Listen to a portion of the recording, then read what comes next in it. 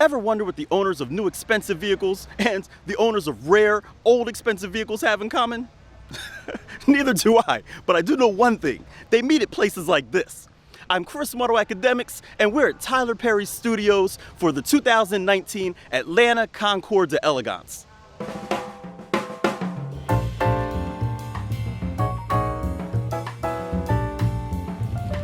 Even if you're not into classic cars, but consider yourself a car guy or gal, I'm sure you've heard of the Concours shows at Pebble Beach and Amelia Island. And the Atlanta Concours is aiming to join the ranks of competitive shows like those. Thank you. And a ribbon if you would display this on the car so everyone knows to... Thank you. Congratulations. Thank you. As you glance at some of the competing cars this year, I'll give you a little background of the show. Now in its fourth year, the Atlanta Concours d'Elegance was created as a foundation designed to 1. Restore mobility to the lives of disabled citizens and veterans, and 2. Continue and spread the hobby of collecting and restoring classic cars.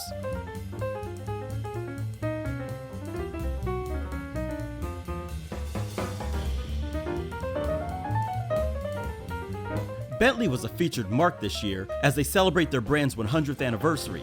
And as you can see, their cars have changed a ton over the past century.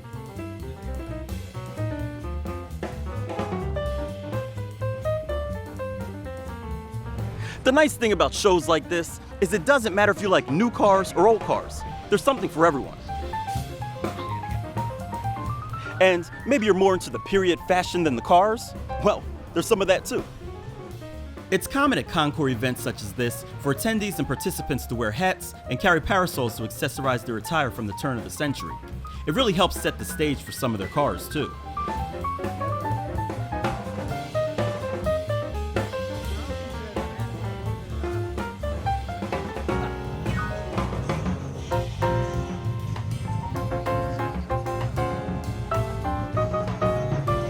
What year is this car? This is 1928. Okay. First year for the Auburn Speedster. Okay. And all the sheet metal is nailed to the frame. Wow. So this is all sheet metal, and then this is a piece of trim, and it's hiding the nails, and then actually that trim is nailed on. So if you look at this is all wood through here, with sheet metal coming around here and nailed.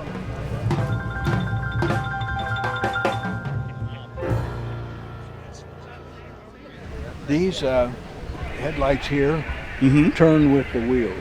Nice. The way the competition works is each show car is placed in a specific class.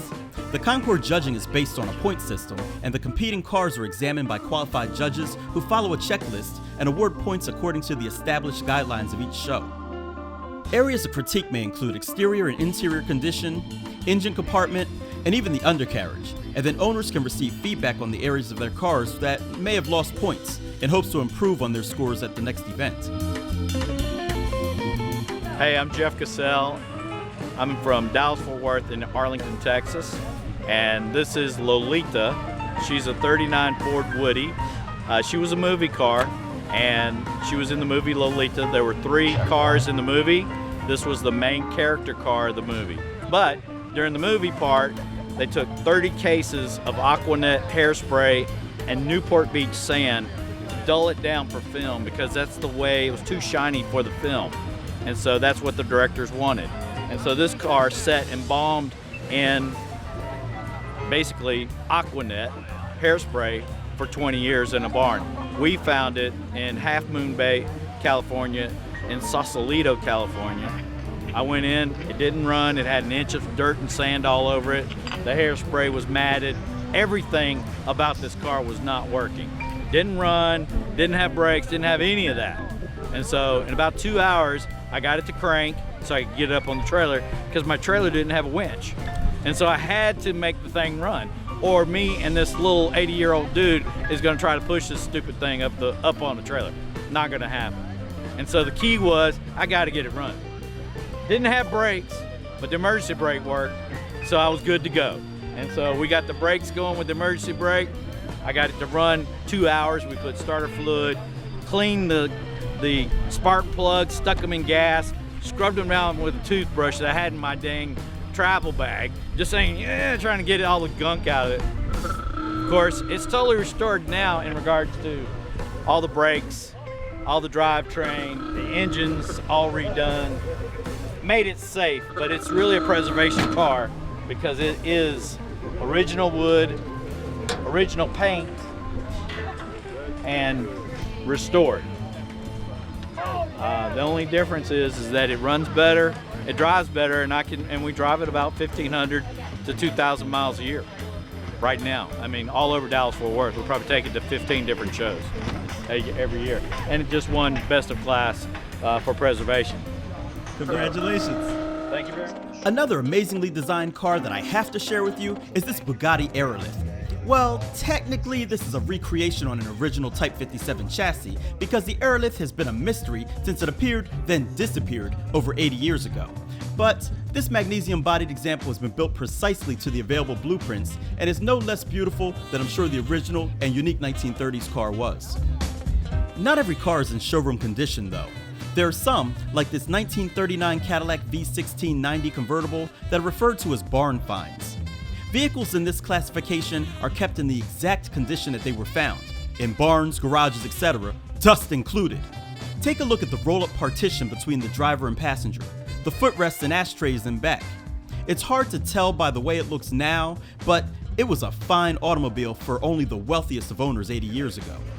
In 1935, Mae West commandeered or contracted Bowman and Schwartz to build her a car, which is this car. And apparently they were taking too long to build it, and she got antsy and wound up buying another Duesenberg instead.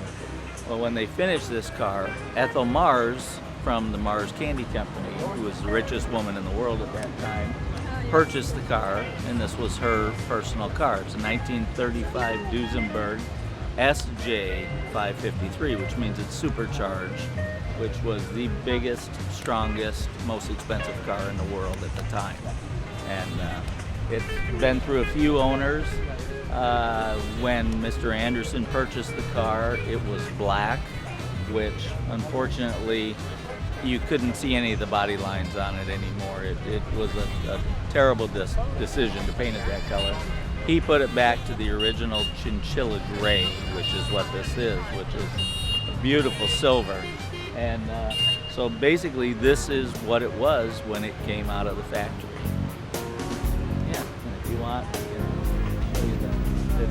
Art Deco was obviously the thing of the time. You see the nickel, which is a much warmer than chrome looking. You have your waterfalls. It's just incredible. And of course, everybody smoked back then, so the little window up there in the back is the ashtray. You have the speaker for the radio. Very cool. This was figured 1935. Everybody else was driving around in Model A's and Model T's. You show up in this, you've arrived. So, hopefully you guys enjoyed this tour of the 2019 Atlanta Concours d'Elegance. Let us know if you prefer classic or new cars in the comment section below. And as always, if you like this video, go ahead and give it a thumbs up. And if you haven't done so already, by all means subscribe so you don't miss what we have coming up next. I'm Chris from AutoAcademics. Thanks for watching.